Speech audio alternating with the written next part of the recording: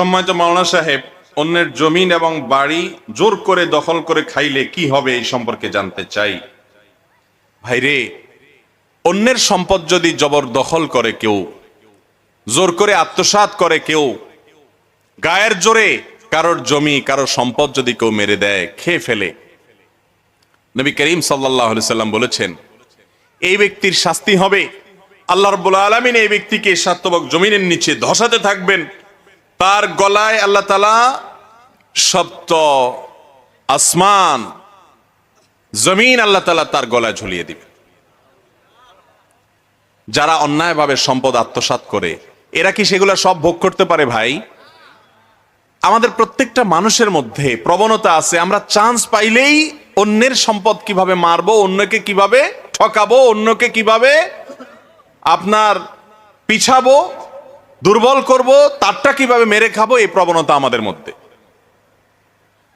আর যারা সৎ, তাদের একটা বড় অংশ সুযোগের অভাবে সৎ, পায় না তাই করে না। কিন্তু চান্স পাইলে একটু চেয়ারম্যান সাহেবের বদনামিতে বোধ বলতে পারেন, আপনারা বানাই দিলে এরপর দেখা যাবে গম কি পরিমাণ চুরি করে, নিজের আত্মীয় স্বজনদের দিয়া দুর্নীতি কি পরিমাণ করেন, আপনারা নিজেরে বানাই দিলে তখন টের পাওয়া যাবে। ঠিক না ঠিক?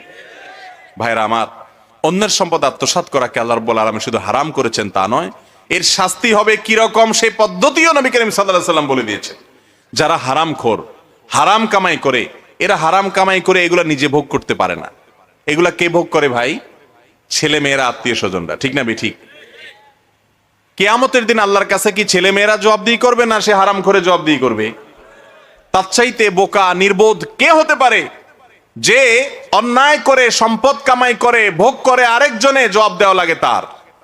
এর চেয়ে বোকা আর কেউ হতে পারে? ভাইরা আমার, আল্লাহর ওয়াস্তে হারাম থেকে সরে আসেন। গ্রামে শহরে সর্বত্র আজ এই রোগের ছড়াছড়ি আমাদের মধ্যে, কারণ আমরা নামে মুসলমান, আমরা আসলে আল্লাহর গোলামি, আল্লাহর আবদিয়ত স্বীকার করি নাই, আল্লাহর আদেশ নিষেধের সামনে সারেন্ডার করি নাই। আমরা নামে মুসলমান, পয়সা রোজগার এগুলা 2 নম্বর পথে সব ঠিকঠাক থাকবে, আর উপর দিয়ে একটু মুসলমানের প্রলেপ লাগাই দিব। এটা কখনো অরিজিনাল মুসলমান হতে পারে? আল্লাহ তাআলা আমাদেরকে বুঝার তৌফিক দান করুন।